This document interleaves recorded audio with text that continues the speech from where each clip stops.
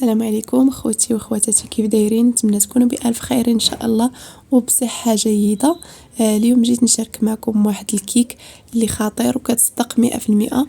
بالنسبه للبنات اللي ما كتصدق ليهمش الكيكه، جربوا هذه وردوا عليا الخبر. وبلا ما نطول عليكم في الهضره، دوزوا معايا المقادير.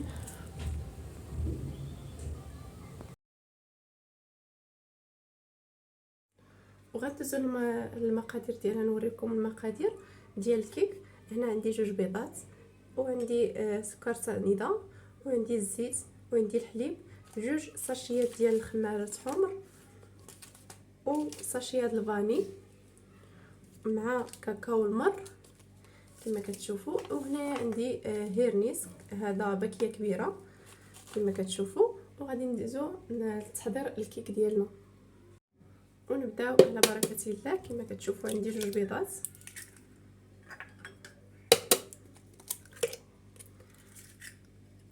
قبصه ديال الملح، غندير هادشي كامل، ندير غير شويه،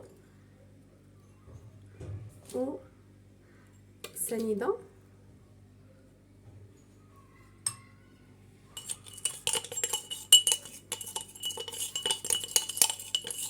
بما انه هيرنيس ديالنا حلو ما غنكثروش السنيده باش ما تجيناش الكيكه حلوه بزاف. والساشيه ديال الفاني حتى هي نضيفوها، وغنخلط هاد المكونات حتى نحصل على واحد الخليط ابيض.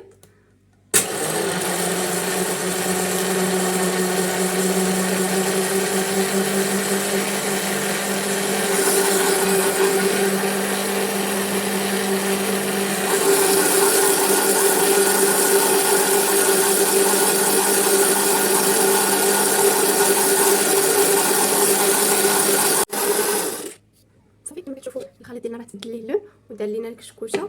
غادي نبقى نضيف الزيت بشويه بشويه، غنبدا نخلط ونبدا نضيف الزيت بشويه بشويه.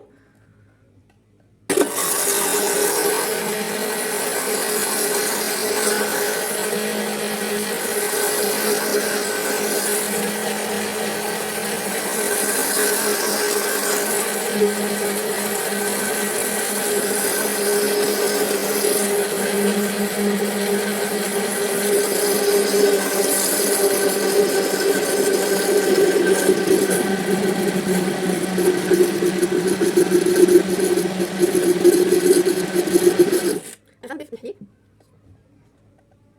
يعني هذا الكيك كنخلطها غير في هذا الخلاط مولينكس، تقدروا تستعملوا الخلاط الكهربائي.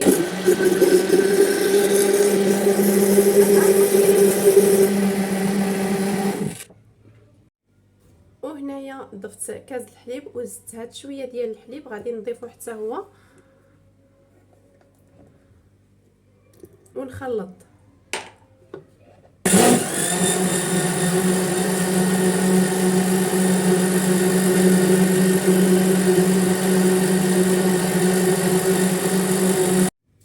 هنا غادي نضيف الساشي ديال الكاكاو المر كما كتشوفوا، غنضيفها كامله.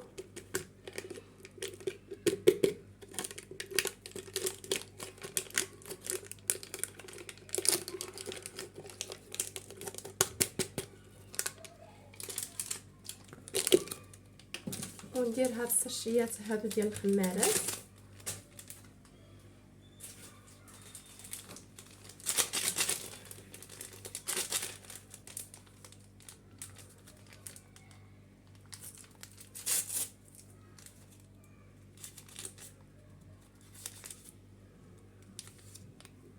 عندي وحده هنايا غنديرها والثانيه.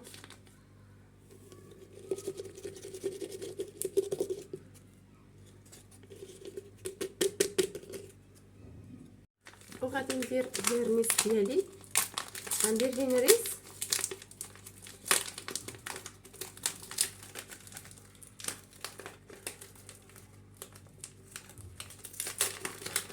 غنضيف هاد البيكيات كاملين بجوجهم، غنديرهم كاملين.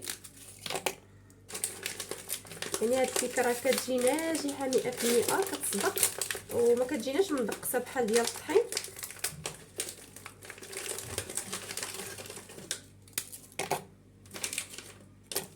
كما كتشوفوا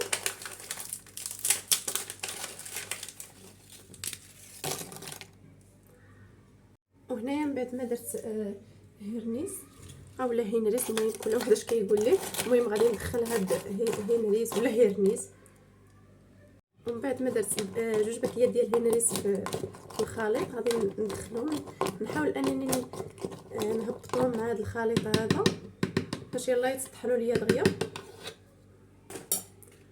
صافي وغادي نطحنهم.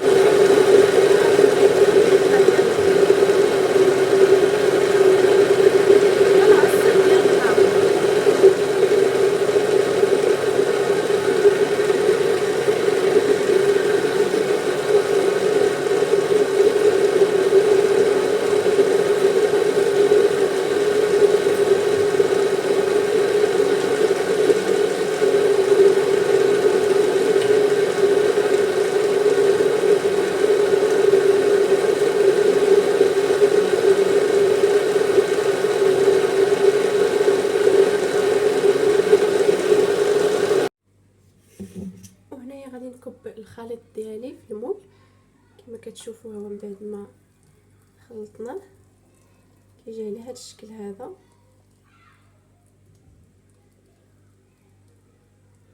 صافي غادي نديرو في الفران كيف ما كنديرو الكيكه عاديه.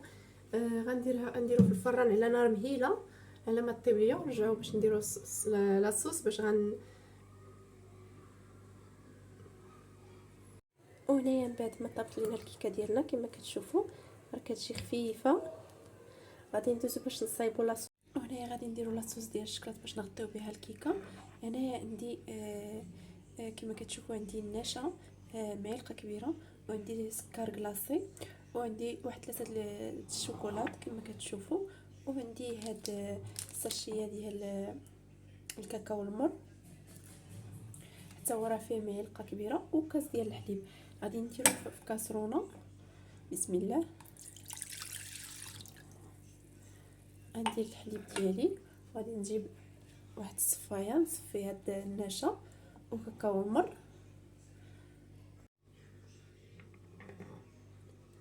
ندير النشا ديالي، ندير النشا كتعرفوا فيه الحبيبات كيكونوا حبيبات، ما خصناش نخليو دوك الحبيبات في الحليب.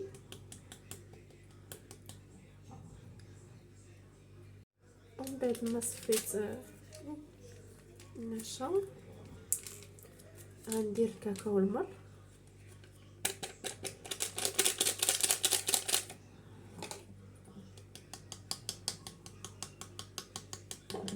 كما كتشوفوا راه فيه حبيبات. هاد الحبيبات هادو نجيب معلقه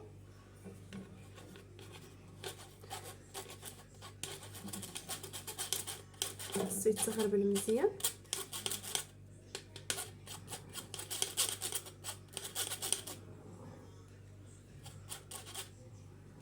صافي وغادي ندير هاد سكر سنيده، عفوا سكر كلاصي، تقدروا ديروا غير سنيده.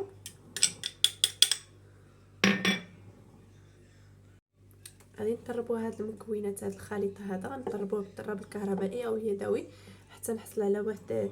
المهم ما يبقاوش ليا دوك الحبيبات. انا غنستعمل الطراب الكهربائي. تقدروا ديروا نتوما غير الطراب اليدوي. المهم غنطرب ونرجع لكم.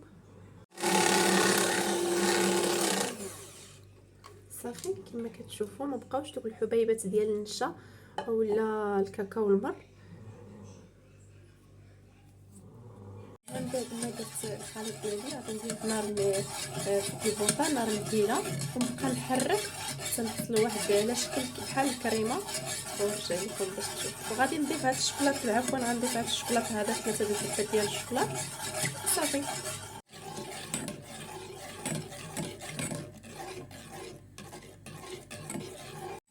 من بعد ما بدا كيتقل ليا الخليط ديالي غادي ندير هذا الشوكولاط هذا، ندير هذا الشوكولاط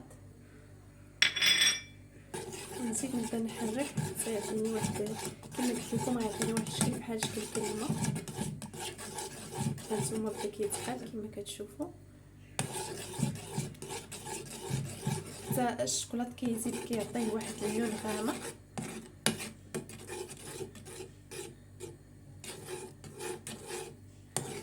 كما كتشوفوا بدا غير على ما يذوب هذا الشكلاط هذا، وغادي نطفي عليه وغادي نزيد نديرو في الكيكه كما هانتوما معايا. وهنايا صافي غادي نكب هذا الخليط،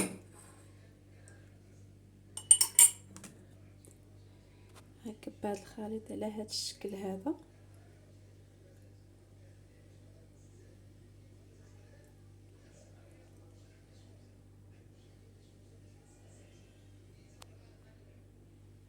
وهذا هو الشكل النهائي ديال الكيك ديالنا كما كتشوفوا. نتمنى تنال الاعجاب ديالكم، وشكرا على المتابعه. مع السلامه.